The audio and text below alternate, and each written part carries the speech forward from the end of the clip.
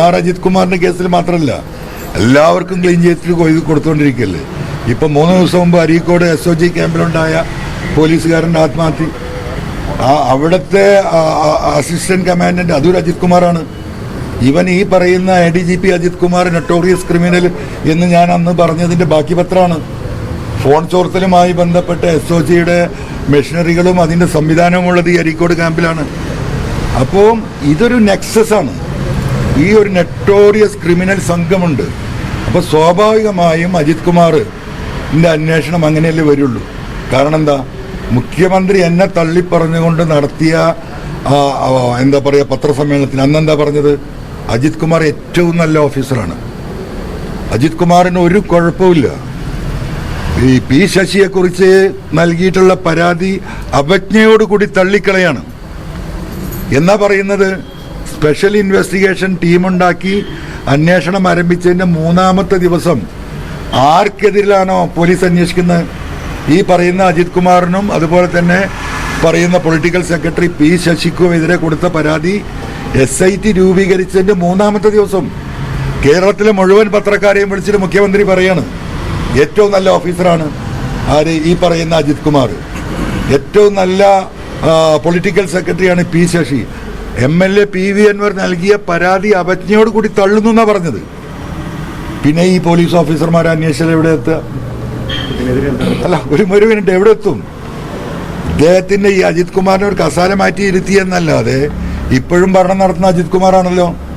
അപ്പൊ സ്വാഭാവികമായും അജിത് കുമാറിനെ സീറ്റ് മാറ്റി ഇരുത്തിക്കൊണ്ട് ഈ ഉദ്യോഗസ്ഥന്മാർ നടത്തിയ അന്വേഷണം അവർക്കുള്ള മെസ്സേജാണ് മുഖ്യമന്ത്രിയുടെ. അജിത് കുമാർ എന്റെ പൊന്നും കട്ടയാണേ, അവനൊരു കുഴപ്പമില്ല, നിങ്ങൾ അന്വേഷിച്ചോ. അത് കഴിഞ്ഞു.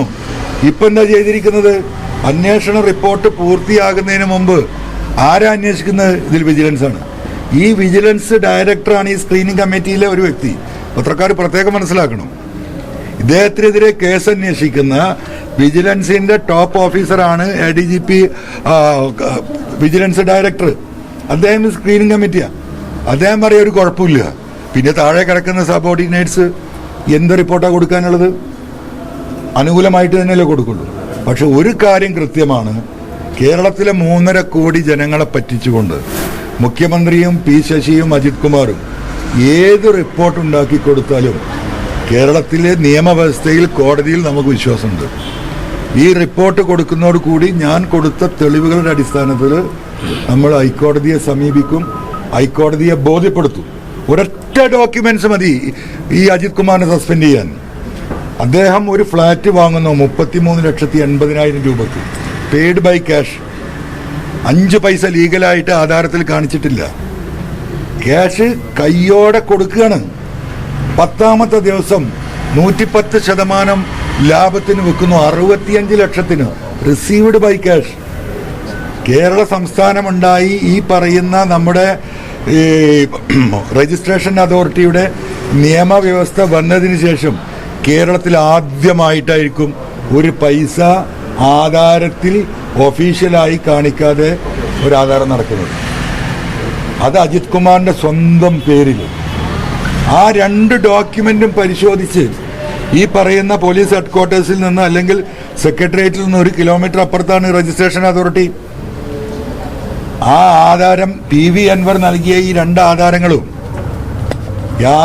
യാഥാർത്ഥ്യമാണോ എന്ന് പരിശോധിക്കാൻ 1 മണിക്കൂറാണ് വേണ്ടത്. സ്പോട്ടിൽ സസ്പെൻഡ് ചെയ്യണം, സ്പോട്ടിൽ.